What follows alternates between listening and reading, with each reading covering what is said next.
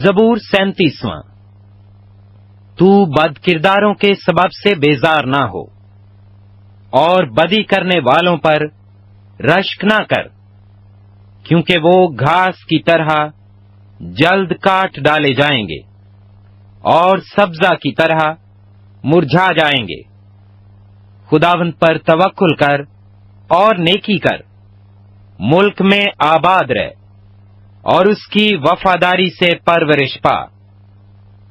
خداوند میں مسرور رہ اور وہ تیرے دل کی مرادیں پوری کرے گا۔ اپنی راہ خداوند پر چھوڑ دے اور اس پر توکل کر، وہی سب کچھ کرے گا۔ وہ تیری راست بازی کو نور کی طرح اور تیرے حق کو دوپہر کی طرح روشن کرے گا۔ خداوند میں مطمئن رہ اور صبر سے اس کی آس رکھ، اس آدمی کے سبب سے جو اپنی راہ میں کامیاب ہوتا ہے اور برے منصوبوں کو انجام دیتا ہے، بیزار نہ ہو۔ قہر سے باز آ اور غضب کو چھوڑ دے، بیزار نہ ہو، اس سے برائی ہی نکلتی ہے، کیونکہ بد کردار کاٹ ڈالے جائیں گے، لیکن جن کو خداوند کی آس ہے ملک کے وارث ہوں گے، کیونکہ تھوڑی دیر میں شریر نابود ہو جائے گا۔ تو اس کی جگہ کو غور سے دیکھے گا پر وہ نہ ہوگا، لیکن حلیم ملک کے وارث ہوں گے اور سلامتی کی فراوانی سے شادمان رہیں گے۔ شریر راست باز کے خلاف بندشیں باندھتا ہے اور اس پر دانت پیستا ہے۔ خداوند اس پر ہنسے گا، کیونکہ وہ دیکھتا ہے کہ اس کا دن آتا ہے۔ شریروں نے تلوار نکالی اور کمان کھینچی ہے، تاکہ غریب اور محتاج کو گرا دیں اور راست رو کو قتل کریں۔ ان کی تلوار انہی کے دل کو چھیدے گی اور ان کی کمانیں توڑی جائیں گی۔ صادق کا تھوڑا سا مال بہت سے شریروں کی دولت سے بہتر ہے، کیونکہ شریروں کے بازو توڑے جائیں گے، لیکن خداوند صادقوں کو سنبھالتا ہے۔ کامل لوگوں کے ایام کو خداوند جانتا ہے، ان کی میراث ہمیشہ کے لیے ہوگی۔ وہ آفت کے وقت شرمندہ نہ ہوں گے اور کال کے دنوں میں آسودہ رہیں گے، لیکن شریر ہلاک ہوں گے۔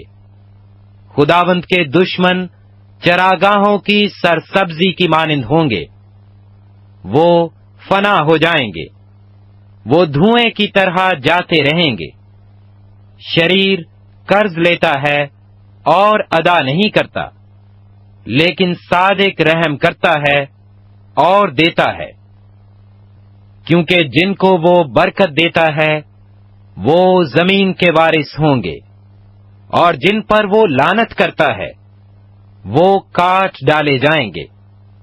انسان کی روشیں خداوند کی طرف سے قائم ہیں، اور وہ اس کی راہ سے خوش ہے۔